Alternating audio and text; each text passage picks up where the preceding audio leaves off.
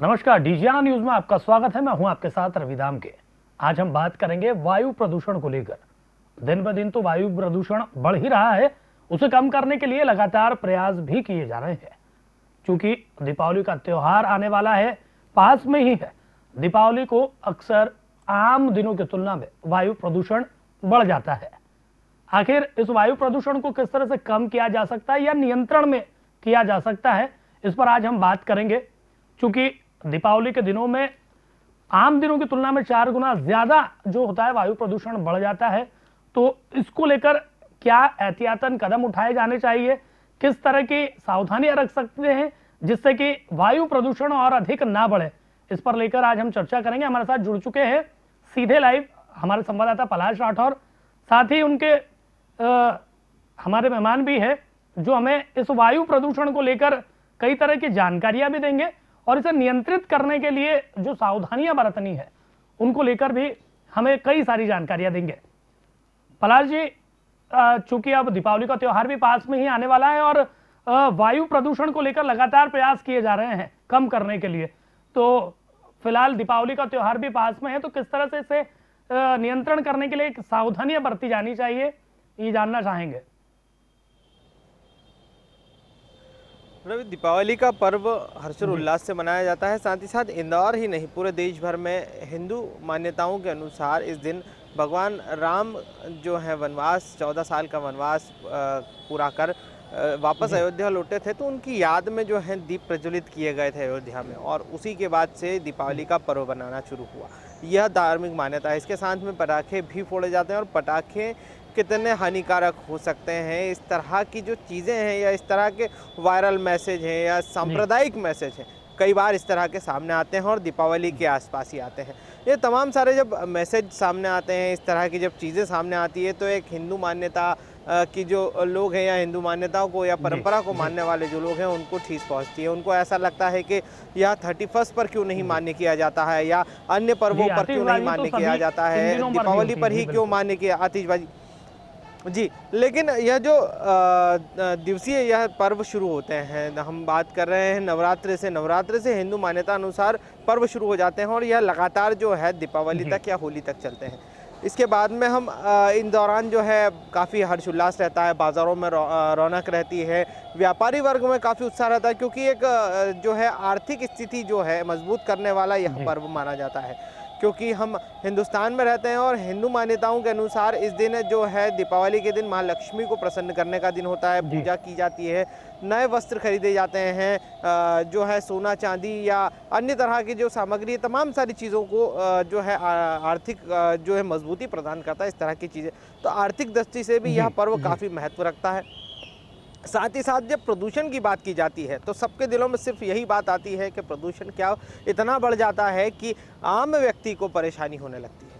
क्योंकि हमने देखा है दिल्ली में इस तरह के प्रदूषण की स्थिति बनी है।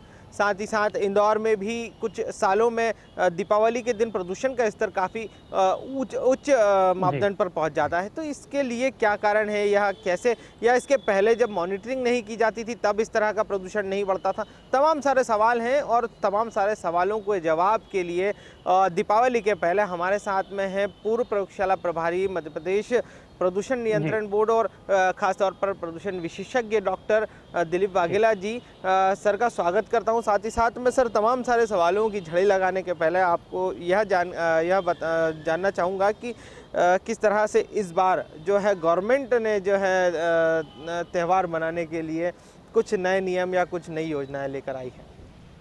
देखिए, दिवाली के त्यौहार पर पटाखों से जो प्रदूषण होता है उसको रोकने के लिए माननीय एनजीटी के भी आदेश हैं और शासन और प्रशासन दोनों ही इस बात में चिंतित रहते हैं कि प्रदूषण ना हो। क्योंकि दिवाली पे जो पटाखे एक साथ छोड़े जाते हैं उसके कारण ध्वनि और वायु प्रदूषण दोनों बढ़ते हैं। तो उस प्रदूषण को नियंत्रित रखा जाए, उसके लिए शासन और प्रशासन अपने कार्य करता है। और कई जगह पर जहाँ पे एक्यूआई बहुत ज़्यादा होता है वहाँ पे बैन किए जाते हैं, पटाखे प्रतिबंधित किए जाते हैं। हालांकि ये प्रतिबंध सभी तरह से पूरी तरह से पालन नहीं हो पाता है, किंतु प्रयास ही किए जाना चाहिए कि हम पटाखों का न्यूनतम उपयोग करें, सांकेतिक उपयोग करें और इस तरह से करें पटाखे कि लोगों को भी परेशानी ना हो और क्लोज जगह पर पटाखे नहीं चलाए जाएं। तो ये शासन की मंशा रहती है कि ध्वनि प्रदूषण ना हो, ज़्यादा तेज़ ध्वनि वाले पटाखे का उपयोग ना हो और ग्रीन पटाखों का उपयोग हो ज़्यादा से ज़्यादा, जिससे कि प्रदूषण के स्तर में कमी आ सके। सर ये ग्रीन पटाखे क्या ये प्रदूषण नहीं करेंगे? किस तरह से ये जो है उपयोग में लाने चाहिए? क्योंकि अब तक जो पटाखे फोड़े जाते थे या हमने भी जो पटाखे देखे हैं वो हमेशा प्रदूषण फैलाने वाले ही रहते हैं। आम जनता या बच्चों को नहीं पता कि यह ग्रीन पटाखे किस तरह के होंगे, क्यों होंगे, या स्कूलों से शिक्षा देने की आवश्यकता है जिस तरह से जो योजनाएं या तैयार की जाना चाहिए। देखिए, स्कूलों से भी ये चीज़ों का प्रोत्साहन मिलना चाहिए कि पटाखों को कम छोड़ने के लिए क्या उपाय किए जाएं। वहाँ से ही यदि सलाह दी जाती है बच्चों को, तो निश्चित रूप से बच्चों में एक मानसिकता जागृत होगी कि वो अपने पेरेंट्स को ज़्यादा पटाखे छोड़ने या तेज़ ध्वनि वाले पटाखे या बहुत धुआं करने वाले पटाखे लाने से मना कर सकते हैं। कई बच्चे इस मामले में बहुत आगे हैं, वो आगे रहकर इस बात को पेरेंट्स से कहते हैं कि हमें पटाखे नहीं छोड़ना है, या ऐसे न्यूनतम पटाखे छोड़ना है जो हम अपने मित्रों के साथ मिलकर छोड़ दें, तो उसमें सामूहिक रूप से छोड़ने में पटाखों का उपयोग कम किया जा सकता है। तो इसके लिए स्कूलों पर भी हम लोग जन जागृति लाने का प्रयास करते हैं और कई पर्यावरण संस्थाएं हैं, NGOs हैं जो इस तरह कार्य कर रही हैं, जिससे पटाखों से होने वाले दुष्प्रभाव उनके बारे में जानकारी दी जाती है। सर ये ग्रीन पटाखों की बात की जा रही है, यह किस तरह के पटाखे हैं? क्या इसमें पॉल्यूशन नहीं होगा या ध्वनि प्रदूषण नहीं होगा, या किस तरह की चीज़ें? ग्रीन पटाखों का सीधा सीधा अर्थ है कि उसमें प्रदूषण की मात्रा कम होगी। 25 से 30% प्रदूषण उसमें कम होता है। ध्वनि की आवाज़ भी बहुत कम आती है, तेज ध्वनि भी रुक जाती है उसमें, और उसमें कुछ ऐसे एडिटिव्स मिलाए जाते हैं जिससे कि पटाखों से उड़ने वाली धूल कणों की मात्रा कम हो जाए, उनको सप्रेस किया जा सके। और जो रसायन है, उन रसायनों का उपयोग भी बदल दिया जाता है, क्योंकि बहुत घातक रसायन पटाखों में उपयोग होते हैं, जिसमें हम देखें arsenic, potassium, barium, iron, dust, zinc, निकल। कोई हादसे भी हो जाते हैं सर इसमें? हाँ, हादसे भी हो जाते हैं। इसी कारण क्या होता है, कई बार जो पटाखे के निर्माण के दौरान यदि कोई छोटी गलती रह गई तो निश्चित रूप से वो हादसों को जन्म देती है। कई लोगों की आंखें गंवा देते हैं, कई लोगों के चेहरे पे होता है, कई के हाथ पर होता है, कई अग्निकांड भी हो जाते हैं बड़े, जिनसे बहुत बड़ी अग्निकांड से कई लोगों की मृत्यु भी हो जाती है। तो ये पटाखों के कई दुष्प्रभाव हैं। और जो आँखों में तो कई शिकायतें आती हैं। जब पटाखों की दिवाली के दिन कई लोग आँखों की शिकायत लेके पहुँचते हैं कि आँखों में पटाखा चला गया, आँखें ख़राब हो गई, इस तरह की भी शिकायत, कानों के पर्दों को फटना, ये सब जो है, और अस्थमा या श्वास संबंधित बीमारियाँ, ये सब भी इनसे होती है। तो यदि ग्रीन पटाखों का उपयोग किया जाए, हालांकि उसका उपयोग बहुत कम हो रहा है, किंतु उससे हम कम से कम 25 से 30% प्रदूषण को कम कर सकते हैं। उससे तेज जो धुआं होने वाला है, उससे धुआं को रोक सकते हैं। उसमें जो घातक विषैली गैसें हैं उनको रोक सकते हैं और धातुओं को रोक सकते हैं। यहाँ तो मॉनिटरिंग कर ली जाएगी, ग्रामीण इलाकों में किस तरह से मॉनिटरिंग की जाए? क्योंकि ग्रामीण इलाकों तक ये मैसेज नहीं पहुँच पाते हैं। शहरी क्षेत्र में जो है पटाखे उपयोगी हो जाएं, लेकिन क्या उतने सरकार को उस पर रोक लगानी चाहिए इस तरह के पटाखे फैक्ट्रियों पर जो अत्यधिक प्रदूषण फैलाने वाले पटाखे बना रहे हैं, अत्यधिक ध्वनि फैलाने वाले पटाखे बना रही है? तो इसको लेकर के कहीं ना कहीं जो सरकार या प्रशासन को इसको सख्ती दिखाना चाहिए, जिसके कारण जब होगा ही नहीं तो जनता खरीद ही नहीं पाएगी। उसमें होता ये कि जो जैसे आपने देहातों की बात की, तो देहातों में पॉपुलेशन कम होती है, जनसंख्या कम होती है, इसके अलावा खुलापन होता है, ग्रीनरी भी होती है, पेड़ पौधे ज़्यादा होते हैं, तो वहाँ पटाखों का उपयोग बहुत कम होगा। शहरों में बहुत ही डेंसली पॉपुलेटेड होने के कारण यहाँ पटाखों का उपयोग ज़्यादा भी होता है, और जहाँ पटाखों से जो धुआं निकलता है या ध्वनि निकलती है, उसको फैलने की जगह नहीं रहती। धुआं भी ऊपर नहीं उठ पाता है और आसपास घरों में फैल जाता है, घरों में घुस जाता है और लोगों के श्वास के द्वारा ज़्यादा अंदर जाता है। जबकि गाँव में ये समस्या कम होती है। तो गाँव में नॉर्मली मॉनिटरिंग नहीं होती है, पर किंतु जो ऑनलाइन मॉनिटरिंग आजकल चल रही है, उससे हमें कई बड़े एरिया का ध्वनि प्रदूषण और वायु प्रदूषण का स्तर भी जानने को मिलता है। और प्रदूषण नियंत्रण बोर्ड ध्वनि और वायु दोनों के मापन करता है अलग अलग जगहों पर। सर इस बार जो बात की जाए तो कितनी उम्मीद है जनता में जागरूकता आएगी? क्योंकि पिछले 2 साल कोरोना काल के बीते हैं, दीपावली इस बार जोर शोर से मनाने वाले हैं लोग। जागरूकता के लिए पहले से जो है मैसेज शुरू हो चुके हैं, या जो है सरकार द्वारा या जनप्रतिनिधियों द्वारा अपील की जा रही है। तमाम सारी चीज़ों को देखते हुए कितने प्रदूषण के स्तर में कम, क्योंकि पूर्व में पहले मैं आंकड़े भी जानना चाहूँगा कितने आंकड़े रहे हैं और अब हाल फिलहाल में कितनी उम्मीद की जाए? देखिए, निश्चित रूप से अभी कोरोना पीरियड में पटाखों का उपयोग भी कम हुआ था, लोगों ने काफ़ी कम पटाखे छोड़े, किंतु विगत वर्ष हमने देखा था कि विगत वर्ष काफ़ी पटाखे छोड़े गए थे। और उसके कारण प्रदूषण स्तर काफ़ी बड़ा था। और दिवाली के समय रात में तो ये जो PM10 का लेवल है ये कई गुना अधिक हो गया था। जो मानक इस तरह से उससे 300 से 400 गुना अधिक उस समय रात के दौरान हो गया था। किंतु जो 24 घंटे के आंकड़े हैं वो भी हमने देखे थे, वो भी औसतन कई गुना ज़्यादा थी। तो इस तरह से हम देखते हैं कि sulphur dioxide, nitrogen oxide, carbon monoxide, ये सब गैसों की मात्राएं बढ़ती हैं और PM10 और PM2.5 की मात्राएं भी काफ़ी बढ़ जाती हैं। तो ये हमारे लिए बहुत घातक होती है। और इसका जो धुआं है वो 2-3 दिन तक तो कम हो नहीं पाता है, कम से कम 3-4 दिन बाद धीरे धीरे कम होता है और तब जाकर प्रदूषण स्तर नॉर्मल होने लगता है। यदि उस समय बारिश हो जाती है तो निश्चित रूप से प्रदूषण जल्दी कम हो जाता है और उसका प्रभाव कम हो जाता है। किंतु फिर भी दिवाली के दौरान प्रदूषण का स्तर बहुत बढ़ता है। तो सभी को ये कहा जाता है, जैसे स्कूलों में भी कहा जाता है और लोगों को, आम जनता को भी ये गुजारिश की जाती है कि वो पटाखों का उपयोग तो करें, क्योंकि नहीं करना बोलना तो बहुत गलत हो जाएगा, क्योंकि दिवाली का समय है और साल में एक बार यदि कोई पटाखे का उपयोग कर रहा है तो उसको करने तो देना चाहिए, किंतु सीमित मात्रा में और कंट्रोल कंडीशन में लोगों को पेरेंट्स की उपस्थिति में करें, ताकि लोगों को यानी उनका जो शारीरिक क्षति होने की संभावना है वो भी कम हो, उनका स्वास्थ्य के ऊपर जो दुष्प्रभाव पड़ना है वो भी कम होगा। और पटाखों का यदि सामूहिक उपयोग किया जाए और खुले में उपयोग किया जाए तो उससे प्रदूषण का दुष्प्रभाव कम होगा। तो खुले मैदान में जाकर करें, ऐसा नहीं कि मल्टियों के बीच में बहुत कंजेस्टेड जगह में हम जब पटाखे छोड़ते हैं। कई बार हम देखते हैं सराफा एरिया हमारा बहुत कंजेस्टेड एरिया है, वहाँ लड़ों की बड़ी बड़ी लंबी कतारें फोड़ी जाती हैं, जिससे वहाँ जो बहुत धुआं उठता है और वहाँ के आसपास रहने वालों को बहुत दुष्प्रभाव उसके देखने पड़ते हैं। तो हमारा ये प्रयास होना चाहिए कि खुली जगह में कम मात्रा में, सीमित मात्रा में और कम प्रदूषण फैलाने वाले पटाखे छोड़ें, क्योंकि इनसे उठने वाला जो धुआं है वो उसमें PM2.5 पार्टिकल्स बहुत ज़्यादा होते हैं और वो PM2.5 पार्टिकल्स के साथ टॉक्सिक केमिकल्स भी होते हैं और वो सीधे हमारे ब्लड में, हमारे खून में जाकर, हमारे सांस के द्वारा अंदर जाकर, हमारे चेस्ट में, सीने में जाकर या हृदय तक पहुंचकर हमें गंभीर क्षति पहुंचा सकते हैं। पलाश जी मैं जानना चाहूँगा दिलीप जी से रवि, कि आखिर सही वायु गुणवत्ता जो है वो उसमें एयर क्वालिटी इंडेक्स कितना होना चाहिए आम दिनों में, और जैसा कि अभी बात हो रही थी कि दीपावली के दिनों में वायु प्रदूषण बढ़ जाता था, तो आम दिनों में कितना एयर क्वालिटी इंडेक्स होना चाहिए और दीपावली के समय पे कितना होना चाहिए, जिससे कि हम जान सके कि ये सही वायु गुणवत्ता है। जिस तरह एक स्टूडियो से सवाल आ रहा है, सीधे तौर पर जो माना जाता है अक्सर जो वायु गुणवत्ता की बात की जाती है, तो आम दिनों में कितना रहना चाहिए और दीपावली के समय में कितना रहना चाहिए, या इसका मेजरमेंट क्या रहता है, किस तरह से आम जनता पहचाने कि यह प्रदूषण का स्तर बढ़ रहा है? क्योंकि अब तो हमने चार्ट लगा दिए हैं, LED टीवी चौराहों पर लगा दी गई है, तमाम सारे मापदंड हम नापे जा रहे हैं। इसके पहले ज़रूर इंदौर में इतने ज़्यादा वो नहीं थे, व्यवस्थाएँ नहीं थी, लेकिन अब हर जगह इस तरह की स्क्रीनिंग है जहाँ पर दिखाई देता है। तो उसको लेकर के किस तरह से आम जनता समझे, क्यों पहचाने, क्योंकि साइंटिफिक लैंग्वेज हर किसी के समझ के बाहर रहती है, परे रहती है। जी हाँ, उसमें जो प्रदूषण का स्तर है उसके लिए जो AQI बनाया गया है, एयर क्वालिटी इंडेक्स, वायु गुणवत्ता सूचकांक, उसमें ये कहा गया है कि जो 0 से 50 लेवल का AQI यदि है तो वो बहुत अच्छी स्थिति है। 51 से 100 तक यदि रहेगा वो लाइट ग्रीन रहता है। 0 से 50 डार्क ग्रीन बताया जाता है, उसको कलर कोडिंग किया गया है। तो 51 से 100 तक जो AQI होगा वो संतोषजनक है, यानी वो हमारे लिए आरामदायक है, उसमें हमें ज़्यादा नुकसान नहीं पहुंचेगा। किंतु 101 से 200 के बीच में यदि होता है तो उसको पीले रंग से इंडिकेट किया जाता है और वो हमारे लिए थोड़ा मॉडरेट होता है, मध्यम प्रदूषणकारी होता है।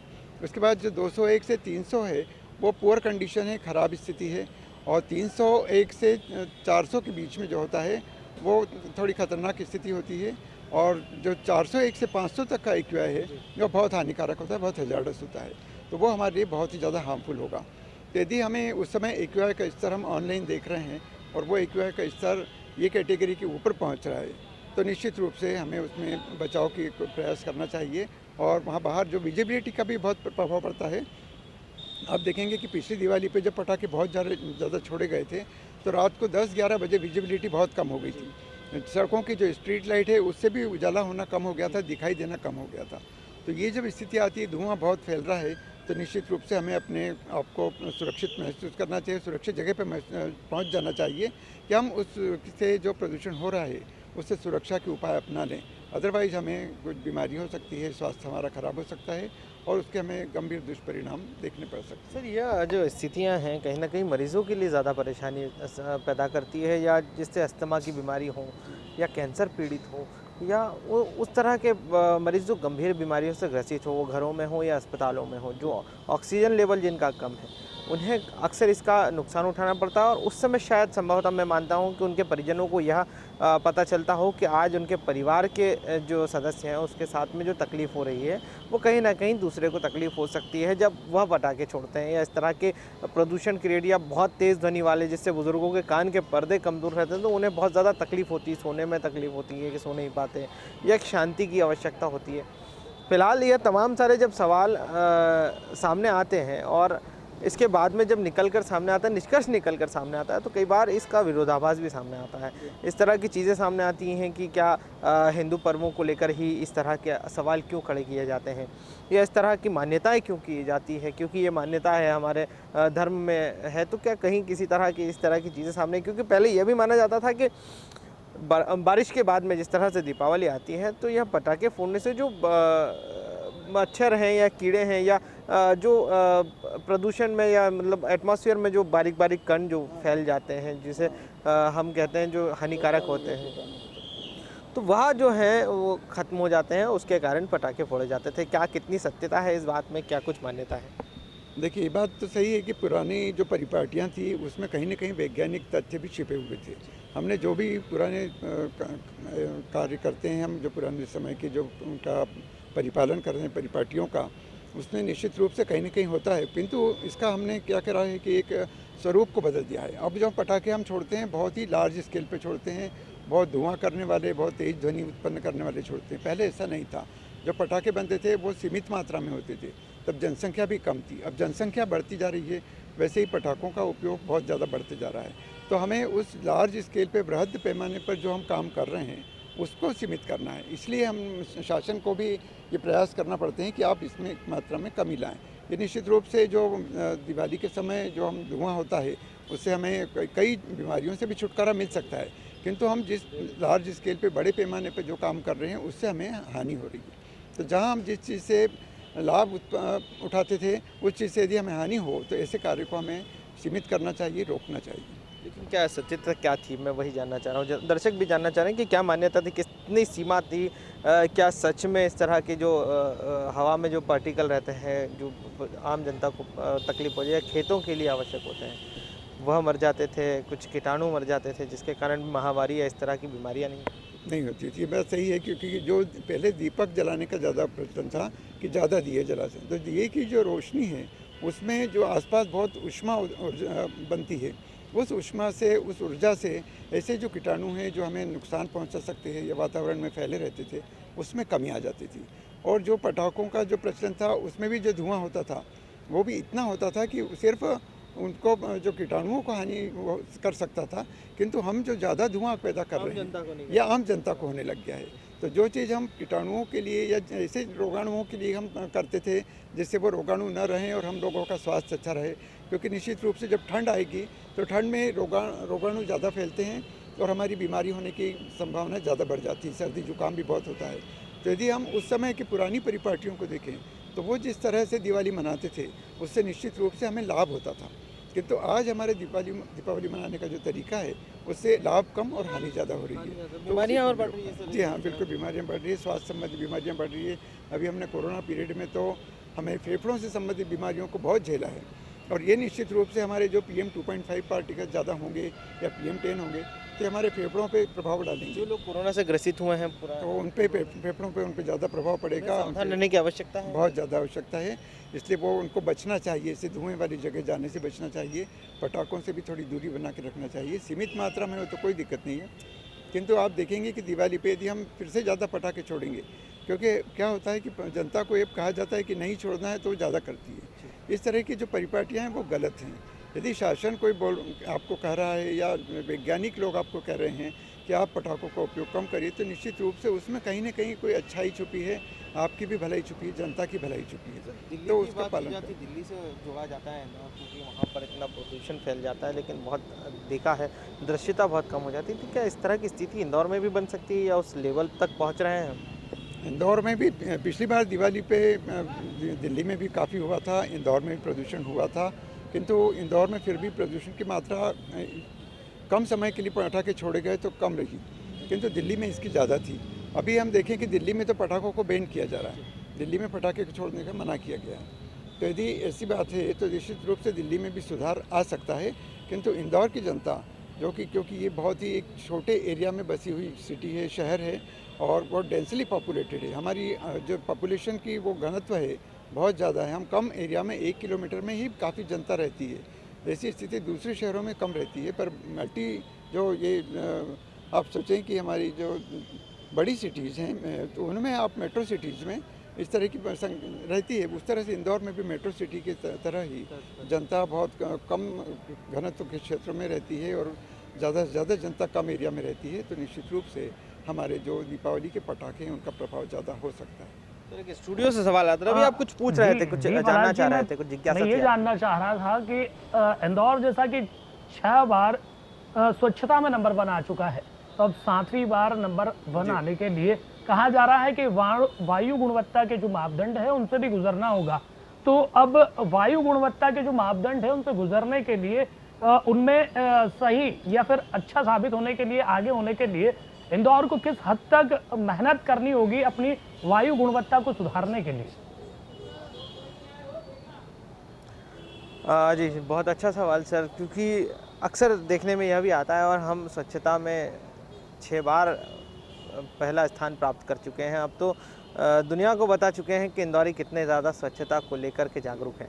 साथ ही साथ अब जो 7वां नंबर, जब 7वीं बार हम जब स्वच्छता के मैदान में उतरे हैं, तो हमारा अब क्वालिटी इंडेक्स पर या वायु प्रदूषण पर फोकस है कि हम वायु प्रदूषण कम करें।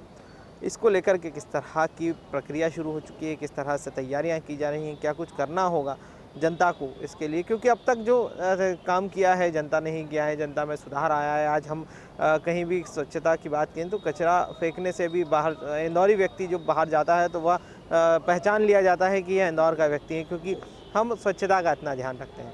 तो क्या वायु प्रदूषण के लिए भी जनता को कुछ ऐसे फार्मूले देने चाहेंगे, आप देंगे, या किस तरह की कुछ योजनाएं तैयार हैं? देखिए, ये वायु गुणवत्ता में सुधार के लिए पिछले वर्ष से भी हमें निर्देश मिले थे, शहर को भी मिले थे, प्रदूषण नियंत्रण बोर्ड की ओर से, नगर निगम को, प्रशासन को, सभी को निर्देश दिए गए थे कि वायु गुणवत्ता में सुधार करना है, उसके सूचकांक में सुधार करना है।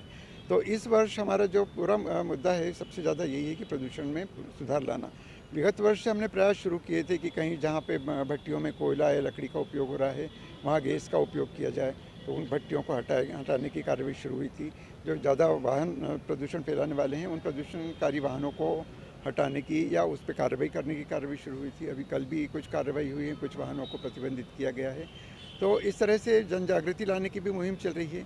तो जिला प्रशासन, नगर निगम और प्रदूषण नियंत्रण बोर्ड के साथ दूसरे NGO और दूसरे स्टेक होल्डर, जिसमें RTO भी आते हैं और जो अन्य विभाग आते हैं जहाँ से प्रदूषण से सीधे से जुड़े हुए हैं, पर्यावरण के क्षेत्र से जुड़े हुए हैं। तो ये NGO के साथ मिलकर विभिन्न बैठकें आयोजित कर रहे हैं, जन जागृति कार्यक्रम आयोजित कर रहे हैं। इसमें हेल्थ वर्कर्स को भी ले रहे हैं, डॉक्टर्स को भी लिया है, होटल मैनेजमेंट, उद्योगपति और अन्य स्टेक होल्डर सभी को लिया गया है, और पेट्रोल डिपोज वगैरह को भी लिया गया है, शामिल किया गया है। तो इसमें ये प्रयास किए जा रहे हैं कि किस तरह से हम इंडेक्स को कम लाएँ। तो अभी हमारा पूरा उद्देश्य रहेगा कि यदि हमें 7वीं बार नंबर 1 लाना है तो निश्चित रूप से हमें जो पराली जलाई जा रही है, आसपास हमारे किसान लोग जला देते हैं, उस पर भी रोक लगाना होगी। पटाखों के धुएँ को भी कम करना होगा, वाहनों के धुएँ को कम करना होगा और उद्योगों से निकलने वाले धुओं को भी कम करना होगा। इसके साथ साथ जो खराब सड़कें हैं शहर की, उसके कारण भी बहुत सी बुरी स्थिति निर्मित होती है कि वहाँ धूल ज़्यादा उड़ती है। तो वो खराब सड़कों को भी वापस से ठीक करना होगा, उनमें सुधार करना होगा, तब हम निश्चित रूप से इंडेक्स को सुधार पाएंगे। इसके अलावा जो बिल्डिंग कंस्ट्रक्शन वर्क है या डिमोलिशन वर्क है, जहाँ पे बिल्डिंग का तोड़ी जाती है या बनाई जाती है, वहाँ पे भी धूल काफ़ी उड़ती है, उस धूल को भी रोकना होगा। उसके लिए भी निर्देश जारी हुए हैं। और जो वाटर रिचार्जिंग के काम हम कर रहे थे, वो वाटर रिचार्जिंग का कार्य भी निश्चित रूप से हमें प्रदूषण रोकने में काम आएगा, क्योंकि ज़मीन में यदि नमी बनी रहेगी तो निश्चित रूप से वातावरण में डस्ट की पार्टिकल्स की मात्रा कम होगी। और वृक्षारोपण तो करना ही है, क्योंकि बिना वृक्षों के तो हम प्रदूषण को कम नहीं कर सकते। शुक्रिया सर। तो ये थे हमारे साथ में डॉक्टर दिलीप वाघेला, जो प्रदूषण नियंत्रण बोर्ड के पूर्व प्रयोगशाला प्रभारी रहे हैं, साथ ही साथ विशेषज्ञ हैं। प्रदूषण को लेकर एनजीओ के साथ मिलकर या प्रशासन सरकार के साथ मिलकर कई तरह के काम कर रहे हैं जागरूकता को लेकर के। साथ ही साथ तमाम उन सवालों के जवाब दिए वाघेला जी ने, जिस तरह के सवाल अक्सर मन में आम जनता के उठते रहते हैं। अक्सर यह ख्याल आते हैं कि क्यों दीपावली पर इस तरह के मैसेज चलाए जाते हैं, क्यों दीपावली को लेकर के इतने सवाल किए जाते हैं, क्यों प्रदूषण दीपावली पर ही बढ़ता है, क्यों तमाम सारे पटाखों को बैन किया जाता है, क्या ग्रीन पटाखों से प्रदूषण का स्तर कम होगा, क्या ध्वनि प्रदूषण से आम जनता को परेशानी होती है, या जिस तरह से हम बात की जाती है स्किन प्रॉब्लम की बात की जाए या अन्य तरह की परेशानियां, सांस संबंधित परेशानियां हो या उपचार की बात की जाए, तमाम सारी चीज़ों में जो है परेशानी होती है। बुज़ुर्गों को अक्सर परेशानी होती है, बच्चे या नवजात शिशुओं को अक्सर परेशानी होती है। तमाम सारे सवालों के जवाब दिए आज डॉक्टर दिलीप वाघेला ने। जिस तरह से आम जनता, मुझे लगता है कि काफ़ी संतुष्ट हुई होगी जनता इस तरह। जी, ये थे हमारे इंदौर संवाददाता पलाश राठौर, जिन्होंने पूरी जानकारी हमारे साथ भी साझा की। साथ ही बहुत बहुत धन्यवाद डॉक्टर दिलीप वाघेला, जिन्होंने हमें जो भी इंदौर के एयर क्वालिटी इंडेक्स के बारे में पूरी जानकारी दी। प्रदूषण को लेकर क्या जागरूकताएं फैलाई जानी चाहिए, प्रदूषण को कैसे नियंत्रण में किया जा सकता है, इन सभी सवालों के जवाब डॉक्टर दिलीप वाघेला ने हमें दिए हैं। इस वक्त हो चला है छोटे से ब्रेक का। ब्रेक के बाद जल्द हाजिर होंगे, जब तक बने रहिए डिजियाना न्यूज के साथ।